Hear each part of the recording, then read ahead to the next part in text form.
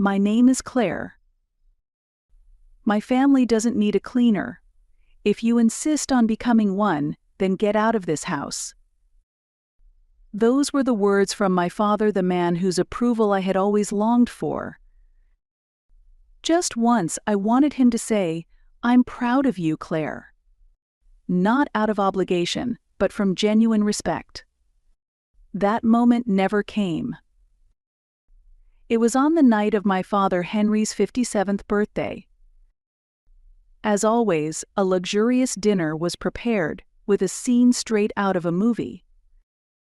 Crystal glasses were lined up, expensive wine was poured, and the whole family gathered around him. My brothers took turns sharing their success stories, just like they always did. My younger brother Owen talked about his promotion at a marketing firm, and my older brother Logan boasted about a new achievement in finance. My father listened, nodding with pride.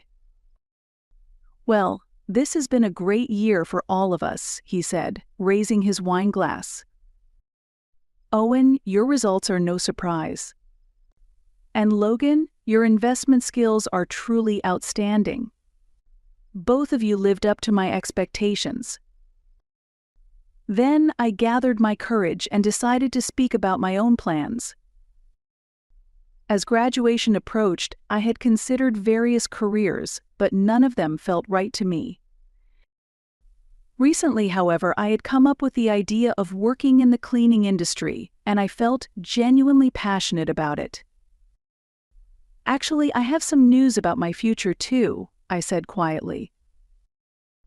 "After I graduate, I want to work for a cleaning company and eventually start my own small cleaning service." I was interrupted by the sharp sound of my father slamming his wine glass on the table. The room fell silent. "Cleaning?" he said with a voice mixed with disbelief and disappointment. "My daughter wants to become a cleaner? You must be joking." The word cleaner came out of his mouth like something filthy. "Cleaning is important work. It's part of the service industry," I tried to explain. "You think going around with a mop, cleaning other people's houses, is how you see your future?" He cut me off loudly. "Do you know how I raised you? How much I've invested in your education? And now you want to be a cleaner?" My mother looked at us with worry. "Henry, maybe you should let her finish what she's saying?" "There's no need to hear more," he said, waving his hand dismissively. "This family has produced 2 successful sons.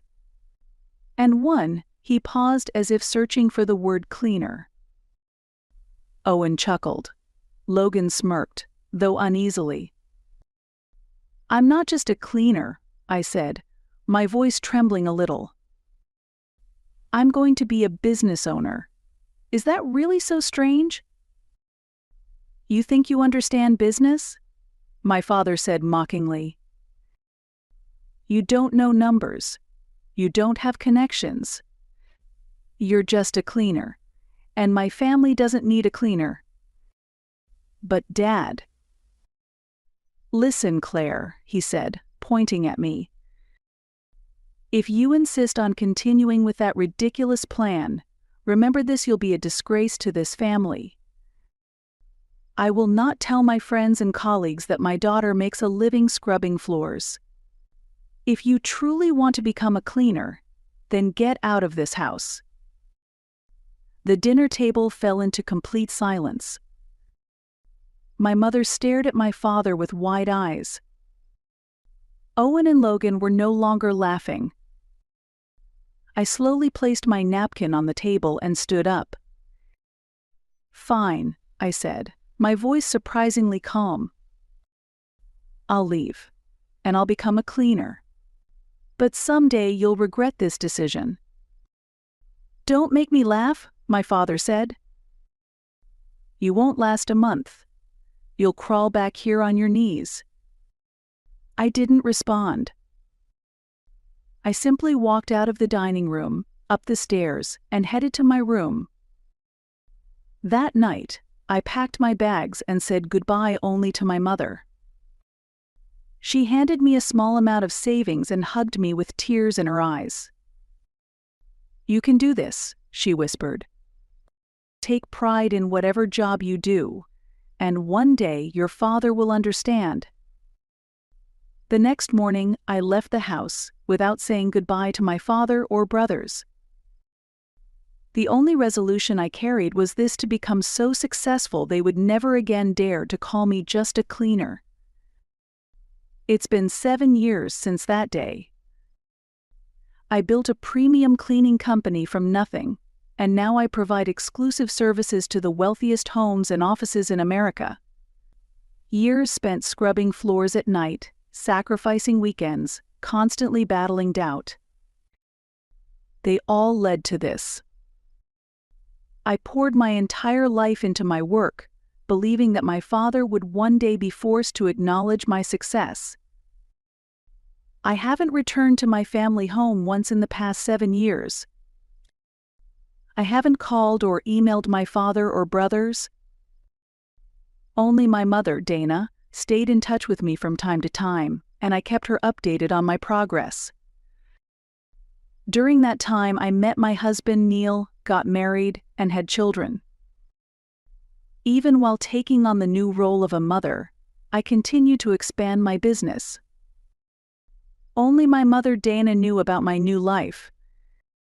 She would call me in secret, eager to hear about my success and the growth of my children. "You should tell your father and your brothers," she often said. But I was firm in my decision. No, not yet. Not until I become so successful they can never ignore me again. And now I've come back. Not as a cleaner, but as a successful business owner, a wife, and a mother. I return to prove my father's words wrong.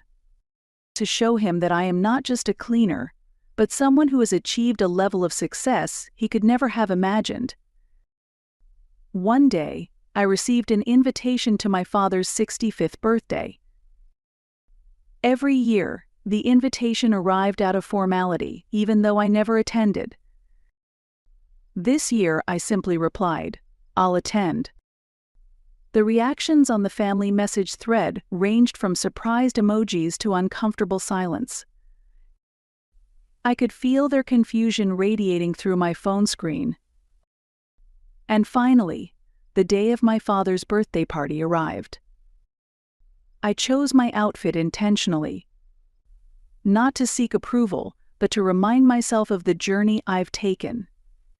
Confidence in every movement, strength behind my gentle smile.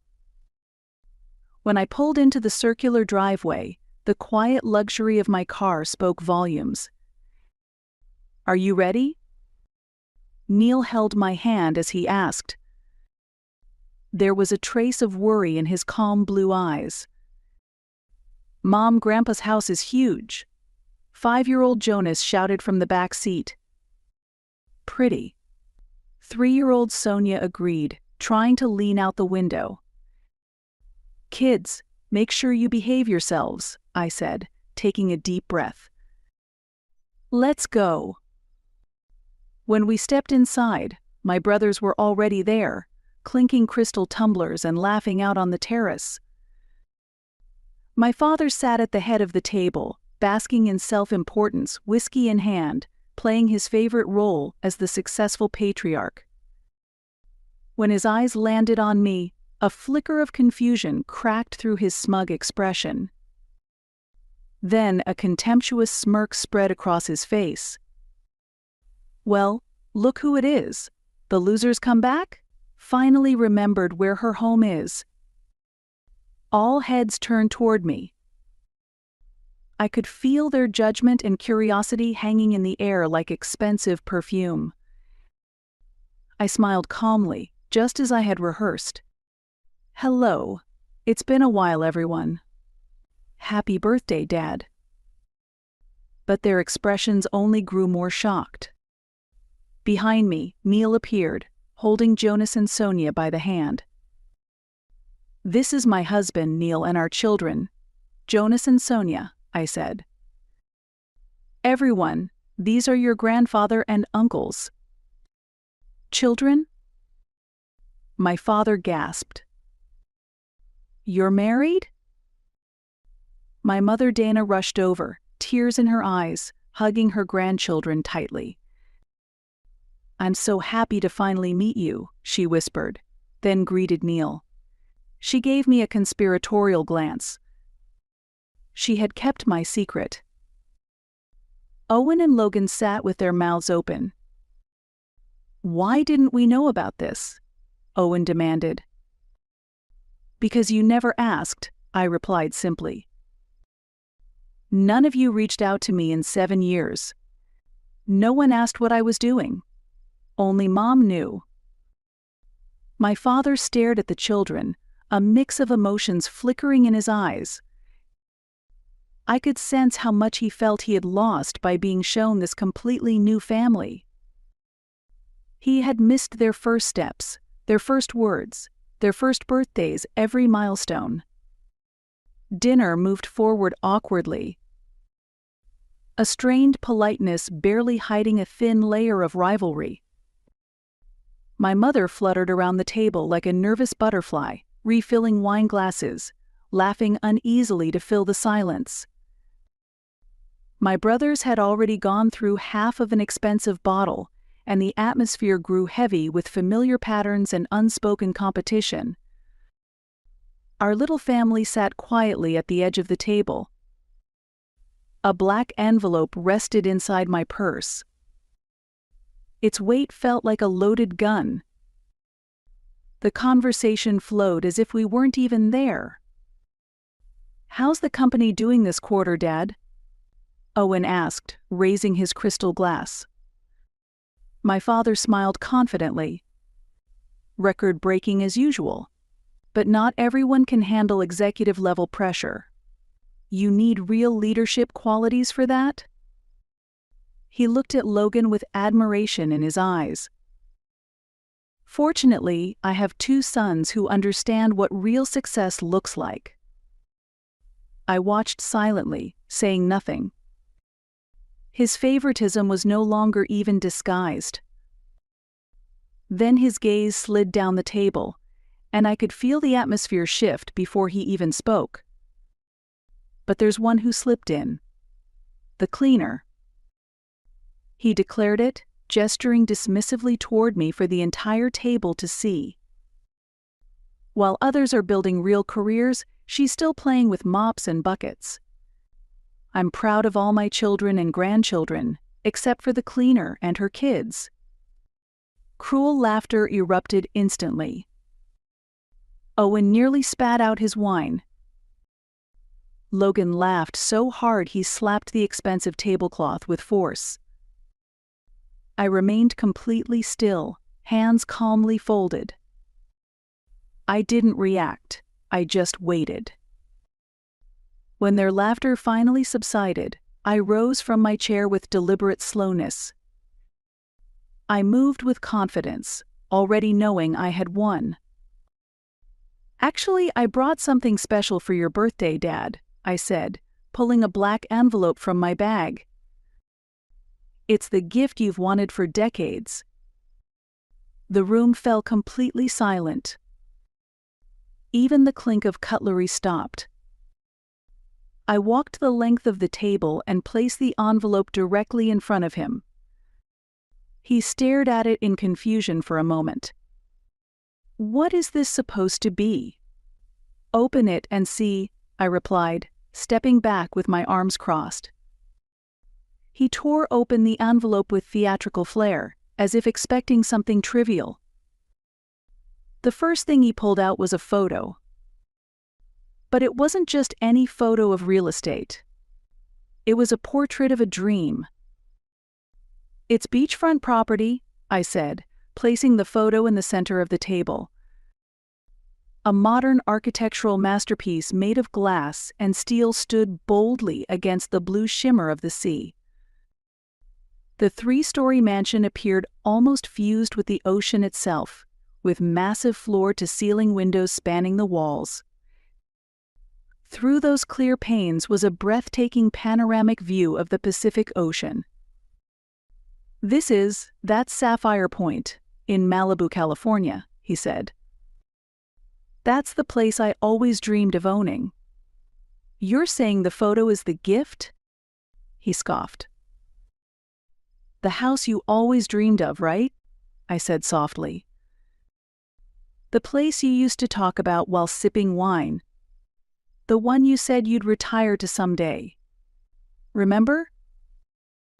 His fingers moved to the documents next, and as his eyes began to register what he was seeing, his entire expression changed. What is this? What the hell is this? He demanded, narrowing his eyes up at me. I bought it last week, I said, my voice gentle but clear. He froze, as if someone had hit pause. The property deed is real, I added, glancing at the photo. But I'll be keeping it for myself. As you said, I'm giving you the photo. A memory of something you'll never own. What the hell is going on here? I think it's time I explained, I said, taking a sip from my wine glass. The dining room was wrapped in silence, and every eye was on me. Neil nodded beside me, gently squeezing my hand in encouragement. The children were playing in the living room with Dana, kept away from the adult conversation they didn't need to hear. I pulled a business card from my bag and slid it across the table. The words Claire Elite Services shimmered in gold foil. What I built isn't just a cleaning company. It's a premium service empire. We're now contracted by half of the Fortune 500. I have over 200 staff and an 8-figure annual revenue. My father stared at the card, then looked up at me with a bewildered expression. That can't be. I've never heard of a company that big. You have heard of it, Dad, I said, pulling out another card from my bag. This time, it read CES Consulting. Actually, you've been paying me for the past 3 years. What? He gasped in shock. CES Consulting, your company's confidential consultant. Your executive board has been making decisions based on my guidance. My team knows all the strengths and weaknesses of your business. I'm not just a cleaner, Dad. I'm your industry partner and advisor. Neil added proudly. I'm an IT security consultant, also Claire's business partner. She leads the strategy, and I support the technical execution. He looked at me with love as he continued. We designed the information systems together. Most of your company's data security infrastructure was built by me. Owen leaned forward, the color draining from his face. You're the consultant who proposed the innovative workspace design and cost-saving strategies? That's right. I nodded. My team is the one that increased your department's efficiency by 30%. We started in commercial cleaning, but we became experts in organizational efficiency and spatial utilization. Because we actually prepare the environment, we see exactly how to improve it. Brilliantly said, my love, Neil said, looking at me with pride. Claire isn't just a business owner. She's a revolutionary. She completely transformed the cleaning industry. Logan downed his whiskey in one gulp. You've got to be kidding me. The mysterious consultant Dad always praised was you? That's right, I replied. I'm the one your company paid millions to solve problems no one else could. Isn't it ironic? The daughter you called a loser was the one who saved your company's profits. From the living room came the sound of the children's laughter, a vivid reminder of how full my life had become, even in this solemn moment. My father sat in absolute silence. At last, understanding spread across his face. For 7 years, he had unknowingly been admiring my talent. And now he was face to face with the truth. The daughter he was once ashamed of, the one he cast aside, was the very business genius he had idolized. "Why didn't you tell me?" he finally asked. "Why didn't you figure it out yourself?" I replied. "Why didn't you look into the name of my company?" "I never used my full name because I wanted to give you the chance to discover the truth on your own. But for 7 years, you never once tried." Neil placed a hand on my shoulder and said, "In losing her, you really missed out on an extraordinary person, Henry." Silence filled the room. The weight of my 7-year absence, my struggle, and my secret success sank into them. "But that's not all," I said, pulling out another black envelope. "My work with CES Consulting included a full audit of your company. And I discovered something." The air in the room turned heavy. Neil looked into my eyes and gave a small nod. He already knew what I had found. "What are you trying to say?" my father asked nervously. I took the documents from the envelope. "You've been embezzling company funds, skimming 5% off project budgets, funneling it through fake subcontractors into your private account." Logan gasped. "That's criminal." "Exactly," I said calmly. "My team has spent the last 3 years collecting all the evidence. Transaction logs, wire records, fake contracts, everything." Owen stood up, raising his voice. "That's a lie. Dad would never do something like that." Neil stepped in gently. "Unfortunately, data doesn't lie. I personally traced every transaction. The evidence is airtight." My father's face turned pale, and he gripped his glass tightly. "What are you going to do with that information?" "That depends on you," I replied. From the living room, we could still hear the joyful voices of the children and Dana. Their innocent laughter stood in stark contrast to the heavy silence of the room. Owen placed a hand on our father's shoulder. "Is it true, Dad?" After a long silence, Henry slowly nodded. "It started with small amounts. The company was struggling." He tried to offer an excuse, but his voice trailed off. Logan stood up, looking stunned. "Why would you do that, Dad? You always lectured us about integrity." "I needed the money," Henry said quietly. "For your college, this house, maintaining our lifestyle." I responded calmly. "That doesn't justify it. You told me becoming a cleaner would disgrace the family, but the one who actually brought shame was you." Henry lowered his head, looking weaker than I had ever seen him. "I've built strong relationships with every member of your company's executive board. They trust my judgment. I don't have the authority to fire you, but I'm in a position to advise them on your future." Owen stepped in. "That would ruin him. He'd go bankrupt." "Or to prison," I said coolly. Logan looked too shocked to speak. Owen's face turned red with anger and confusion. And Henry, he was completely broken. "All right," he finally said. "I'll accept your terms." Logan stared at him. "Why, Dad? Why take such a risk?" Henry lifted his face and, for the first time, showed true honesty. Pride.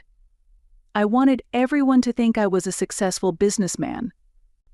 Especially you and my friends. The truth is, I've been struggling for years. But I couldn't admit it." "So that's why you called me a loser," I said with understanding. "You were desperate to maintain your illusion of success, and the career I chose threatened your pride." Henry looked into my eyes for the first time. "That's right," he admitted. At that moment, Jonas ran into the dining room. "Daddy, Mommy, Grandma's about to cut the cake." He stopped, noticing the serious expressions on our faces. "Is everything okay?" Neil gave him a gentle smile. "Everything's fine, Jonas. We were just having a grown-up talk. We'll be right there." Jonas returned to the living room, and silence fell once more. "Is there anything you want to tell the kids?" I asked Henry. He shook his head. "They don't need to know. This is something I have to fix." Owen kept his hand on Henry's shoulder. "We'll help you, Dad. We'll get through this together." Logan nodded in agreement. "We're family." I looked at the scene before me, overwhelmed by complex emotions. The desire for revenge faded, replaced by a strange sense of peace. I, the one once called the family disgrace, now held the key to its future. I could have destroyed them. Instead, I chose to give them a chance to make it right. "Let's go have some cake," I said, standing up. "The kids are waiting."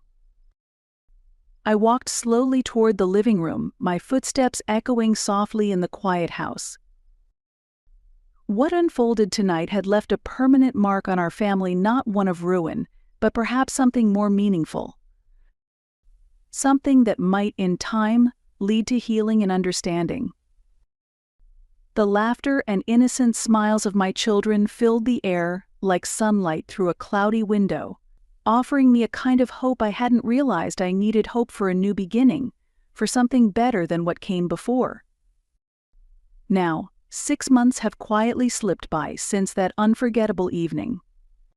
Half a year of reflection, change, and slow but steady transformation. I was sitting at a cafe table with my mother, Dana. "How is he?" I asked. She took a deep breath. "He's struggling. Ever since your father retired from the company, he's been truly lost. No severance. It's like the world he lived in collapsed. The company said they're moving toward younger talent, and apparently a particular consultant advised that his role was no longer needed." Stirring my coffee, I said, "He's just reaping what he sowed." "He's being forced to give up the luxury apartment," she added. "And his golf club membership, too. He finally apologized to me for the way he treated you." "It's too late," I said. "But at least he seems to have learned something." Dana reached across the table and held my hand. "He respects what you've built now. I don't know if that brings any comfort." I looked out the window. "It doesn't. But maybe it's a lesson. That no matter who's labeled the cleaner in a family, you never underestimate that person. I don't hate him. I don't need to anymore. I just let him face the consequences of his own choices." Dana sighed. "He says he doesn't know how he's going to earn a living now." "I have some advice for him," I said, rising and paying the check. "The cleaning industry is always in need of good people. I'd be happy to teach him how to use a mop and a bucket." We both shared a small laugh. It was bitter humor, but also a release after years of pain. My father had finally come to understand the role of the cleaner he once so deeply disdained. And I had shown him just how powerful that role could become. All those years filled with scorn, years in which my brothers were endlessly praised while I was cast aside, treated as less, as if I didn't matter had finally come full circle. The narrative had shifted. The power dynamics within our family had changed permanently, and I was no longer the person they could so easily dismiss, belittle, or mock without consequence. I no longer hungered for their acceptance, nor did I need their recognition to feel whole. That craving had withered long ago, replaced by something much stronger: self-respect. I had built something meaningful. A thriving business, a full and fulfilling life crafted entirely without their approval, and more importantly, without their involvement. It was mine alone. I was successful. I was self-sufficient. And after all the years of being underestimated, I was finally, quietly, and completely at peace with who I had become.